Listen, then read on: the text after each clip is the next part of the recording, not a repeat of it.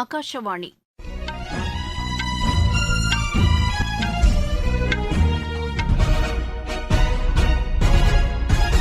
செய்திகள் வாசிப்பவர் வடிவழகி கபிலன். தலைப்புச் செய்திகள்: நமது லட்சியம் வளர்ச்சியடைந்த பாரதம் யாத்திரையின் பயனாளிகளுடன் பிரதமர் திரு நரேந்திர மோடி தற்போது கலந்துரையாடி வருகிறார். ஆசியாவின் மிகப்பெரிய விமான கண்காட்சி ஹைதராபாத்தில் இன்று தொடங்கியது. பத்திரங்கள் சட்டத்திருத்த வரைவு மசோதா குறித்து பொதுமக்கள் தங்களது கருத்துக்களை தெரிவிக்குமாறு மத்திய அரசு கேட்டுக் கொண்டுள்ளது. தமிழகத்தின் உதகமண்டலத்தில் நிலவி வரும் உறைபனி காரணமாக மக்களின் இயல்பு வாழ்க்கை பாதிக்கப்பட்டுள்ளது. ஆசிய கோப்பை கால்பந்து போட்டியில் இந்தியா இன்று உஸ்பெகிஸ்தானை எதிர்கொள்கிறது. இனி விரிவான செய்திகள். நமது லட்சியம் வளர்ச்சியடைந்த பாரதம் யாத்திரையின் பயனாளிகளுடன் பிரதமர் திரு நரேந்திர மோடி தற்போது காணொலி வாயிலாக கலந்துரையாடி வருகிறார். நாடு முழுவதிலும் இருந்து ஆயிரக்கணக்கான பயனாளிகள் இதில் பங்கேற்றுள்ளனர். இந்த நிகழ்ச்சியில் மத்திய அமைச்சர்கள், நாடாளுமன்ற சட்டப்பேரவை உறுப்பினர்களும் பங்கேற்றுள்ளனர். திருப்பூர் மாவட்டத்தில் நடைபெறும் நிகழ்ச்சியில் மத்திய இணையமைச்சர் திரு எல் முருகன் பங்கேற்றுள்ளார். ஸ்ரீராம் ஜென்ம பூமி கோவில் தொடர்பான நினைவு அஞ்சல் தலையை பிரதமர் திரு நரேந்திர மோடி இன்று வெளியிட்டார். இந்த நிகழ்ச்சியில் ஸ்ரீராமர் தொடர்பான 20க்கும் மேற்பட்ட நாடுகள் வெளியிட்ட அஞ்சல் தலைகளின் தொகுப்பு அடங்கிய 48 பக்க புத்தகத்தையும் திரு நரேந்திர மோடி வெளியிட்டார். மத்திய உள்துறை அமைச்சர் திரு அமித் ஷா பல்வேறு நிகழ்ச்சிகளில் பங்கேற்பதற்காக இன்று மேகாலயா செல்கிறார். ஷில்லாங்கில் உள்ள அஸ்ஸாம் ரைபிள்ஸ் வளாகத்தில் இணைய பாதுகாப்புக்கான செயல்பாட்டு மையத்தினை அவர் திறந்து வைக்கிறார். இதனைத் தொடர்ந்து நாளை நடைபெறவுள்ள வடகிழக்கு குழுமத்தின் கூட்டத்திலும் அவர் பங்கேற்கிறார். அம்மாநிலத்தில் மேற்கொள்ளப்பட்டு வரும் வளர்ச்சித் திட்டப் பணிகள் குறித்து அவர் இக்கூட்டத்தில் ஆய்வு மேற்கொள்கிறார். பின்னர் அஸ்ஸாம் செல்லும் திரு அமித் ஷா அங்கு பல்வேறு நிகழ்ச்சிகளில் பங்கேற்கிறார். இதனையொட்டி அஸ்ஸாம் மற்றும் மேகாலயாவில் விரிவான பாதுகாப்பு ஏற்பாடுகள் செய்யப்பட்டுள்ளன. சாலை கட்டமைப்பு வசதிகளை மேம்படுத்துவதற்கு கூடுதல் முக்கியத்துவம் அளிக்கப்பட்டுள்ளதாக மத்திய அமைச்சர் திரு நிதின் கட்கரி கூறியுள்ளார். புதுதில்லியில் சாலை கட்டமைப்பு மேம்பாட்டு திட்டங்களில் தனியார் பங்களிப்பு தொடர்பான கருத்தரங்கை தொடங்கி வைத்து அவர் பேசினார். சாலை கட்டமைப்பு மேம்பாட்டு திட்டங்களில் தனியார் பங்களிப்பு கூடுதல் முதலீடுகளை ஈர்க்க உதவும் என்று அவர் கூறினார். இதன் மூலம் புதிய வேலைவாய்ப்புகளும் உருவாகும் என்று அவர் தெரிவித்தார். போக்குவரத்து செலவினங்களை குறைப்பதற்கும் சாலை மேம்பாட்டு திட்டங்கள் உதவிடும் என்று திரு நிதின் கட்கரி கூறினார். பருவநிலை மாற்றத்தினால் ஏற்படும் பாதிப்புகளை களைவதற்கு புதிய திட்டங்கள் செயல்படுத்தப்படுவதன் அவசியத்தை மத்திய மீன்வளத்துறை அமைச்சர் திரு பர்ஷோத்தம் ரூபாலா வலியுறுத்தியுள்ளார். மீன்வள காப்பீடு தொடர்பாக புதுதில்லியில் நடைபெற்ற தேசிய மாநாட்டிற்கு தலைமை வகித்து அவர் பேசினார். மீனவர்களின் படகிற்கு காப்பீடு வழங்குவதற்கு நடவடிக்கை எடுக்கப்பட்டுள்ளதாக அவர் தெரிவித்தார். இதற்கான நெறிமுறைகள் வகுக்கப்பட்டு வருவதாகவும் சம்பந்தப்பட்ட துறையினர் இது தொடர்பாக கருத்துக்களை தெரிவிக்குமாறும் அமைச்சர் கேட்டுக் கொண்டார். ஆசியாவின் மிகப்பெரிய விமான கண்காட்சி ஹைதராபாத்தில் இன்று தொடங்கியது. சிவில் விமான போக்குவரத்துத்துறை அமைச்சர் திரு ஜோதிராதித்ய சிந்தியா இந்த 4 நாள் கண்காட்சியை தொடங்கி வைத்தார். அணிசேரா அமைப்பின் உச்சி மாநாட்டில் பங்கேற்பதற்காக வெளியுறவுத்துறை அமைச்சர் டாக்டர் ஜெய்சங்கர் உகாண்டா செல்கிறார். கம்பாலாவில் நாளையும் நாளை மறுநாளும் இந்த மாநாடு நடைபெறவுள்ளது. பத்திரங்கள் தொடர்பான சட்டத்திருத்த வரைவு மசோதா குறித்து பொதுமக்கள் தங்களது கருத்துக்களை தெரிவிக்குமாறு மத்திய அரசு கேட்டுக் கொண்டுள்ளது. இது தொடர்பாக நிதியமைச்சகத்தின் வருவாய்த்துறை வெளியிட்டுள்ள செய்திக்குறிப்பில் 30 நாட்களுக்குள் கருத்துக்களை தெரிவிக்குமாறு கோரப்பட்டுள்ளது. பழைய பத்திர சட்டத்திற்கு மாற்றாக இந்த மசோதா கொண்டுவரப்படுகிறது. தற்போதைய சூழ்நிலைக்கு ஏற்ற வகையில் பல்வேறு அம்சங்கள் இந்த மசோதாவில் இடம்பெற்றுள்ளன. நிதி அமைச்சகத்தின் வருவாய்த்துறை இணையதளத்தில் இந்த வரைவு மசோதா பதிவேற்றம் செய்யப்பட்டிருப்பதாகவும் அதில் குறிப்பிடப்பட்டுள்ளது. மதுபான கொள்கை முறைகேடு தொடர்பாக தில்லி முதலமைச்சர் திரு அரவிந்த் கெஜ்ரிவால் இன்று விசாரணைக்காக ஆஜராகுமாறு அமலாக்கத்துறை சம்மன் அனுப்பியுள்ளது. ஏற்கனவே 3 முறை அனுப்பப்பட்ட சம்மனுக்கு அவர் ஆஜராகாத நிலையில் 4வது முறையாக கடந்த 13ஆம் தேதி இந்த சம்மன் அளிக்கப்பட்டது. ஆந்திராவின் முன்னாள் முதலமைச்சர் NT ராமாராவின் நினைவு தினம் இன்று அனுசரிக்கப்படுகிறது. இதனையொட்டி ஹைதராபாத்தில் உள்ள அன்னாரது நினைவிடத்தில் தெலுங்கு தேசம் கட்சியைச் சேர்ந்தவர்கள் மாலை அணிவித்து மரியாதை செலுத்தினர். அஸ்ஸாம் அரசின் புதிய தலைமைச் செயலாளராக டாக்டர் ரவி கோட்டா நியமிக்கப்பட்டுள்ளார். இதற்கான அறிவிக்கையை அம்மாநில அரசு வெளியிட்டுள்ளது. காவிரி ஒழுங்காற்றுக் குழுவின் கூட்டம் அதன் தலைவர் திரு வினித் குப்தா தலைமையில் இன்று நடைபெற்றது.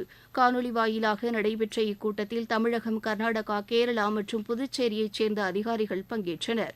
ஜனவரி மாதத்திற்கான தண்ணீரை தமிழகத்திற்கு கர்நாடகா திறந்துவிட வேண்டும் என்று தமிழக அரசு சார்பில் இக்கூட்டத்தில் வலியுறுத்தப்பட்டது. நீங்கள் கேட்டுக்கொண்டிருப்பது ஆகாஷவாணியின் செய்தி அறிக்கை. यही समय है, सही समय. இதுதான் வேளை, சரியான வேளை. ஒவ்வொரு தேசத்தின் வளர்ச்சி பயணத்தின் போதும் தேசம் முன்வந்து புதிய உறுதிப்பாடுகளோடு முன்னேற்ற பாதையிலே பயணிக்கக்கூடிய அற்புதமான ஒரு வேளையும் பிறக்கும். புதிய பாரதத்தின் துவக்கத்தின் இது அமுத காலம். இதுவே கோடானு கோடி நாட்டு மக்களுடைய உறுதிப்பாடாகும். அமுத காலம் 25 ஆண்டுகளுக்கு ஆனது. ஆனால் நாம் நம்முடைய லட்சியங்களை அடைவதற்காக இப்போதிலிருந்தே முனைப்புடன் செயல்பட வேண்டும். भारत को गढ़ने का यही समय है. நாடு முழுவதும் மேற்கொள்ளப்பட்டு வரும் நமது லட்சியம் வளர்ச்சியடைந்த பாரதம் யாத்திரை பொதுமக்களிடையே பெரும் வரவேற்பை பெற்றுள்ளது. மத்திய அரசின் திட்டங்கள் குறித்து விழிப்புணர்வை ஏற்படுத்துவதோடு விடுபட்ட பயனாளிகளுக்கு திட்டங்கள் சென்றடைவதை உறுதி செய்யும் நோக்கில் இந்த யாத்திரை நடத்தப்பட்டு வருகிறது. தமிழகத்தின் தேனி மாவட்டத்தில் நடைபெற்ற இந்த யாத்திரையில் பொதுமக்கள் ஆர்வத்துடன் பங்கேற்றனர். மத்திய அரசின் திட்டங்கள் குறித்து முழுமையாக அறிந்து கொள்ள இது உதவியதாக அவர்கள் தெரிவித்தனர். என் பேர் பாண்டியம்மா, நான் திருமணாபுரம். மோடி திட்டத்துல எங்களுக்கு ஃப்ரீ சிலிண்டர் தரேன்னு சொன்னாங்க. பேங்க்ல அக்கௌண்ட் வச்சுக்கிட்டீங்களாக்க நான் குறைச்ச வழியில வட்டிக்கு லோனு எல்லாம் தருவாங்க அப்படின்னு சொன்னாங்க. விவசாயிகளுக்கு பயிர் காப்பீட்டு திட்டம், கிசான் கிரெடிட் கார்டு தரேன்னு சொன்னாங்க. இது எல்லாம் நல்லபடிய ஒரு நலத்திட்டம் சொன்னாங்க. நாங்க அதே மாதிரி எல்லாம் நாங்க கிராமத்துல வாங்க போறோம். என் பேர் கருப்புசாமி, திருமலாபுரம். இந்த கிராம பஞ்சாயத்துக்கு மோடி திட்டத்துல 4 மாதத்துக்கு ஒரு தடவை 2000 ஏறும்னு சொன்னாங்கல்ல, 6000 ரூபாய் வாங்கிருக்கு. அதை வச்சு விவசாயம் தான் பாத்துக்கிட்டு இருக்கேன். 1 ஏக்கர் சென்றைக்கு அதை விவசாயம் பாக்குறேன். வேலையாளுக்கு கூலி காசு கொடுக்க இந்த வேலையை பாத்துக்கிட்டு இருக்கேன். தமிழகத்தின் சிவகங்கை மாவட்டத்தில் மஞ்சு விரட்டு போட்டி நடைபெறும் இடத்திற்கு வெளியே நடைபெற்ற சம்பவத்தில் உயிரிழந்த 2 பேரின் குடும்பத்தினருக்கு தலா 3 லட்சம் ரூபாய் நிதி உதவி வழங்கப்படும் என்று முதலமைச்சர் திரு மு க ஸ்டாலின் கூறியுள்ளார். இது தொடர்பாக அவர் வெளியிட்டுள்ள அறிக்கையில், சிராவயலில் நடைபெற்ற இந்த சம்பவத்தில் உயிரிழந்தவர்களின் குடும்பத்தினருக்கு ஆழ்ந்த இரங்கல் தெரிவித்துக் கொள்வதாகவும் கூறியுள்ளார். வடமாநிலங்களில் கடும் பனிப்பொழிவு தொடர்ந்து நீடித்து வருகிறது. இதன் காரணமாக பல்வேறு பகுதிகளில் ரயில் மற்றும் விமான போக்குவரத்து பாதிக்கப்பட்டுள்ளது. பஞ்சாப், ஹரியானா, பீகார் மற்றும் ராஜஸ்தானின் மேற்கு பகுதிகளில் இன்று அதிகாலை கடும் பனிமூட்டம் நிலவியதாக வானிலை ஆய்வு மையம் கூறியுள்ளது. தில்லியில் நிலவிய பனிமூட்டம் காரணமாக 18க்கும் மேற்பட்ட ரயில்களின் புறப்பாடு மற்றும் வருகை தாமதமாகியுள்ளது. விமான சேவைகளும் பாதிக்கப்பட்டுள்ளதாக ஏஜென்சி செய்திகள் தெரிவிக்கின்றன. தில்லி விமான நிலையத்தில் சில விமானங்கள் ரத்து செய்யப்பட்டன. இதனிடையே தமிழகத்தின் உதகமண்டலத்தில் நிலவி வரும் உறைபனி காரணமாக மக்களின் இயல்பு வாழ்க்கை பாதிக்கப்பட்டுள்ளதாக எமது செய்தியாளர் தெரிவிக்கிறார்.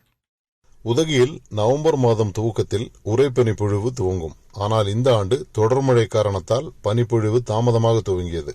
இதனால் பகல் நேரங்களில் கடும் வெயிலும் மாலை மற்றும் இரவு நேரங்களில் கடும் குளிரும் நிலவுகிறது. இந்த நிலையில் உதகை மற்றும் அதன் சுற்றியுள்ள பகுதிகளில் அதிகாலை நேரங்களில் கடும் உறைபனி படிந்து காணப்படுகிறது. உதகை நகர், தலைக்குந்தா, HPF, காந்தல் உள்ளிட்ட பகுதிகளில் உறைபனி புல்வெளிகளில் வெள்ளை கம்பளம் பொருத்தியது போல் காட்சியளித்தது. சாண்டிநிலா பகுதியில் இன்று காலை குறைந்தபட்ச வெப்பநிலையாக 0 டிகிரி பதிவாகியுள்ளது. உதகையிலிருந்து சரவணன். ஈரானுக்கு எதிராக பாகிஸ்தான் விமானப்படையினர் தாக்குதலை தொடுத்துள்ளனர். ஈரானில் உள்ள பலூச் தீவிரவாத முகாம்களை குறிவைத்து இந்த தாக்குதல் நடத்தப்பட்டதாக ஏஜென்சி செய்திகள் தெரிவிக்கின்றன. ஆசிய கோப்பை கால்பந்து போட்டியில் இந்தியா இன்று உஸ்பெகிஸ்தானை எதிர்கொள்கிறது. தோஹாவில் நடைபெறவுள்ள இப்போட்டி இரவு 8 மணிக்கு தொடங்குகிறது. ஒலிம்பிக் மகளிர் ஹாக்கி தகுதிச்சுற்றுப் போட்டியின் அரையிறுதி ஆட்டத்தில் இந்தியா இன்று ஜெர்மனியை எதிர்கொள்கிறது.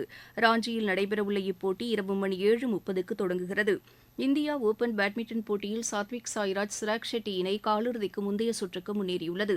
நேற்று நடைபெற்ற ஆடவர் இரட்டையர் பிரிவு முதல் சுற்று ஆட்டத்தில் இந்த இணை 21-15, 19-21, 21-16 என்ற செட் கணக்கில் சீன தைப்பேயின் ஃபேங் சி லீ, ஃபேங் ஜென் லீ இணையை வென்றது. பெங்களூருவில் நடைபெற்று வரும் சர்வதேச டென்னிஸ் போட்டியில் இந்தியாவின் அங்கிதா ரெய்னா, ருத்துஜா போஸ்லே மற்றும் வைதேகி சௌத்ரி காலிறுதிக்கு முந்தைய சுற்றுக்கு முன்னேறியுள்ளனர். மீண்டும் தலைப்புச் செய்திகள். நமது லட்சியம் வளர்ச்சியடைந்த பாரதம் யாத்திரையின் பயனாளிகளுடன் பிரதமர் திரு நரேந்திர மோடி தற்போது கலந்துரையாடி வருகிறார். ஆசியாவின் மிகப்பெரிய விமான கண்காட்சி ஹைதராபாத்தில் இன்று தொடங்கியது. பத்திரங்கள் சட்டத்திருத்த வரைவு மசோதா குறித்து பொதுமக்கள் தங்களது கருத்துக்களை தெரிவிக்குமாறு மத்திய அரசு கேட்டுக் கொண்டுள்ளது.